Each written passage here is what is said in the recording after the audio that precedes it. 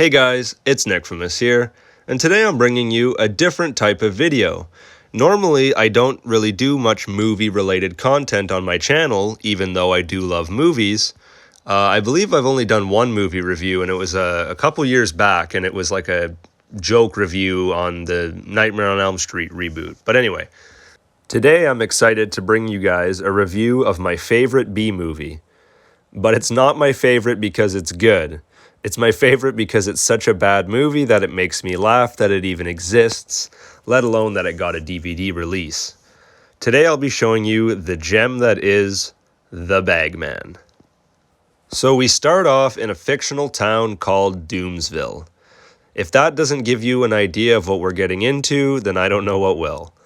Obviously this is poor budget, it has bad costumes that are revealed in the credits to be supplied by Kmart, real shocker, and grown adults playing teenagers in the beginning flashback, then looking the exact same 10 years later. Horrible acting, unbelievable dialogue, you name it, this movie's got it. You have really changed, Kirk. You have really changed a lot. I grew up, Sue. One thing that I noticed throughout the movie is the overshooting of scenes. Like when they're all chasing after the young Bagman at the beginning, it drags on showing us all their feet running. Okay, we get it.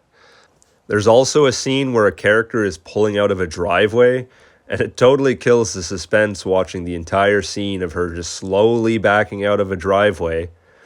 And even funnier that a neighbor in the background is also backing out and that they didn't even bother to reshoot.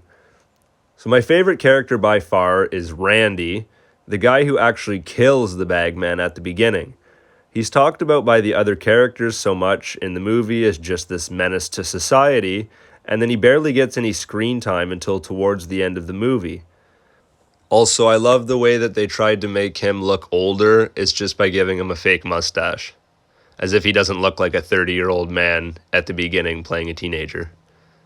And there's a lot of irrelevant scenes. There are quite a few scenes that just serve no purpose to the movie at all.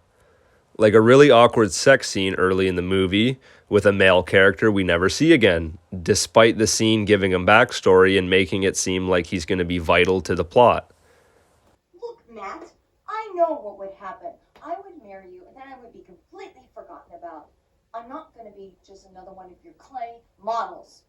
They're sculptures, Sue, not just clay.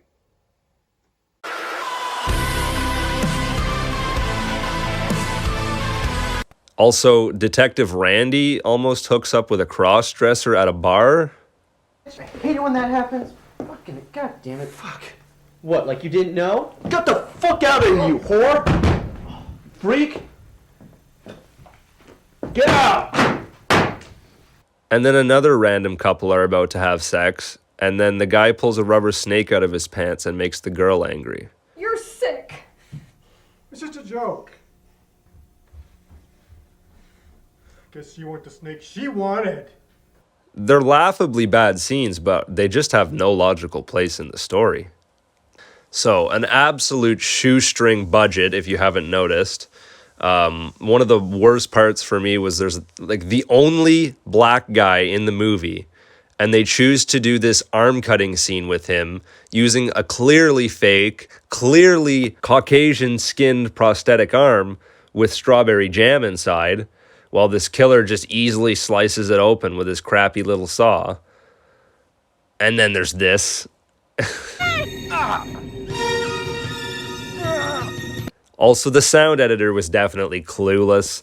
The horrible music they use overbears the dialogue in a lot of scenes, especially when the Bagman's talking because he talks in such a grisly, deep voice.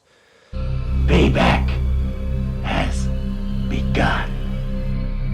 And like, I don't know if the microphone was just 5 feet away from their mouth, but I don't know. The movie even randomly uses window movie maker effects, which it makes me laugh when I see that.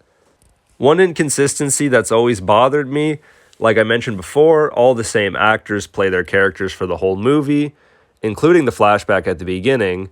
But then for some reason, later in the movie, when it's revealed that Randy is the one that burned down Bagman's house, killed his family, and disfigured his face. But the flashback shows Randy being played by a totally different actor. Why didn't they get this guy to play Randy in the first flashback?